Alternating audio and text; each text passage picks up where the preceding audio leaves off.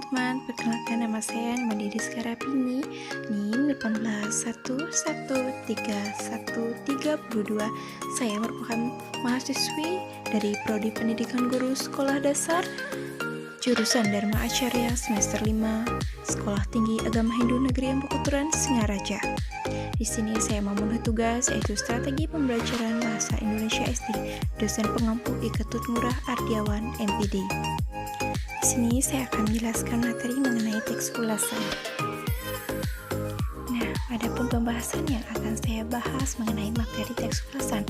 Yang pertama yaitu pengertian teks ulasan, selanjutnya yaitu tujuan teks ulasan, ciri-ciri teks ulasan, struktur teks ulasan, kaidah kebahasan teks ulasan, jenis-jenis teks ulasan, dan contoh teks ulasan. Langsung saja kita masuk ke pembahasan yang pertama yaitu mengenai pengertian teks ulasan. Teks ulasan adalah suatu teks yang berisi ulasan, penilaian, atau review terhadap suatu karya seperti film, drama, atau sebuah buku. Teks ulasan disebut juga dengan resensi. Ketika mengulas suatu karya, pengulas harus bersikap kritis agar hasil ulasannya dapat memberikan kontribusi bagi kemajuan karya tersebut. Selanjutnya pembahasan yang kedua yaitu tujuan teks ulasan.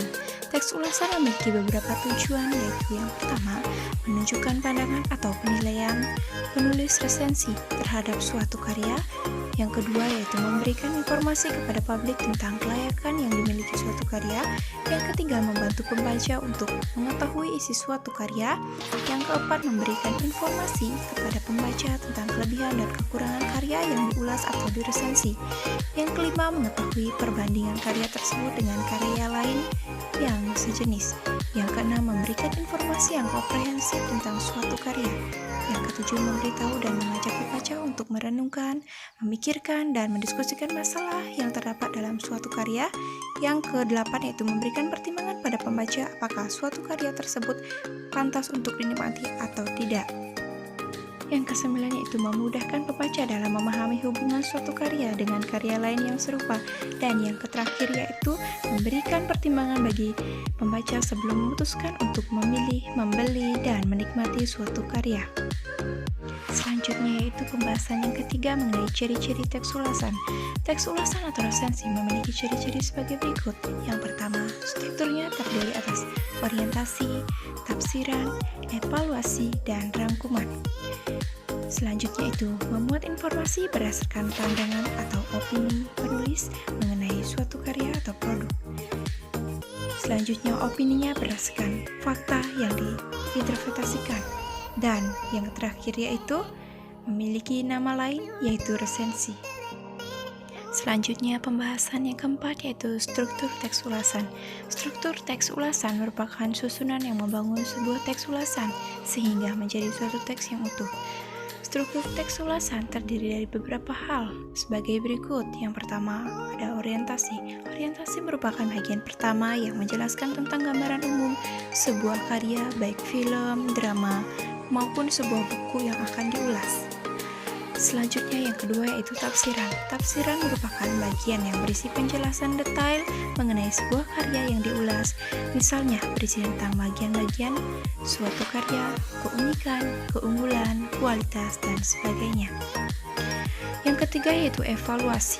Evaluasi merupakan bagian yang berisi pandangan dari pengulas mengenai hasil karya yang diulas. Selanjutnya yang keempat yaitu rangkuman. Rangkuman merupakan bagian yang berisi kesimpulan dari ulasan terhadap suatu karya. Selanjutnya yaitu kita masuk ke pembahasan yang kelima yaitu kaidah kebahasan teks ulasan. Teks ulasan yang baik harus disusun sesuai dengan struktur teks dan menggunakan kaidah kebahasaan termasuk kaidah ejaan.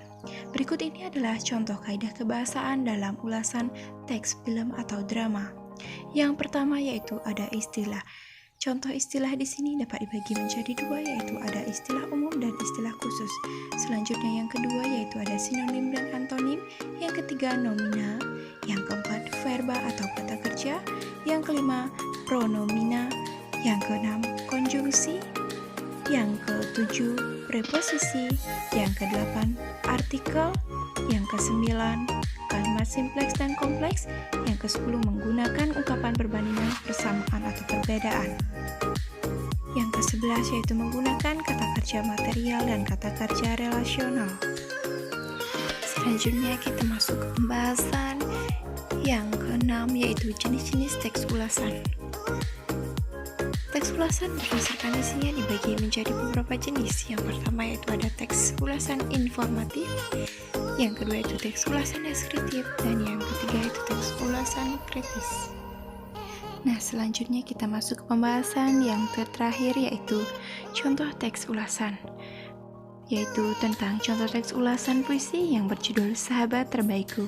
Nah, teman-teman bisa lihat pada slide yang sudah ada di sini tentang sahabat terbaikku. Nah, teman-teman, adapun orientasi dari puisi yang berjudul Sahabat Terbaikku, yakni puisi yang berjudul Sahabat Terbaikku ini merupakan puisi karya Priska Tirani. Puisi ini menceritakan sahabat terbaik penulis. Mereka memulai semua waktu yang ada bersama. Begitu banyak momen yang mereka lalui mengalir saja tanpa terasa. Penulis menceritakan banyak hal yang mereka lakukan untuk menjalani hidup yang mereka miliki. Nah, teman-teman, selain itu ada tafsiran pada puisi tersebut, yakni pada paragraf pertama, penulis menceritakan saat-saat yang mereka nikmati dan terlewatkan begitu saja. Keceriaan, canda, dan tawa tercurah di sana. Waktu yang tersisa pun tidak dapat menampungnya. Hal itu membuat si penulis terkenang dengan sahabatnya. Semua kenangan seperti tak terasa. Sedikit demi sedikit meninggalkan kegembiraan. Satu persatu hilang sekejap. Pada paragraf akhir puisi, si penulis membuat sebuah permohonan kepada Tuhan untuk menjaga dan melindungi sahabatnya itu. Nah, selanjutnya itu ada evaluasi pada puisi tersebut, ialah puisi ini disajikan dengan tema yang menarik, sehingga pembaca merasa terkesan dengan puisi ini. Selain itu, puisi ini berisi hal-hal yang terjadi, seperti canda tawa, senang, sayang, dan lain-lain. Priska Tirani juga cukup baik mengolah kata-kata puitis dalam puisi ini. Meskipun demikian, puisi ini terlalu panjang untuk skala puisi pada umumnya.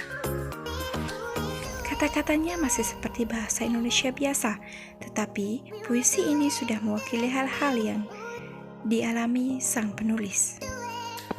Nah, adapun rangkuman dari puisi tersebut ialah, walaupun memiliki sedikit kekurangan, puisi ini sangat bagus untuk motivasi seorang remaja ataupun anak-anak yang memiliki sahabat agar lebih menghargai seorang sahabat, saling mengasihi sahabatnya. Puisi ini juga mengajarkan arti sebuah persahabatan yang indah.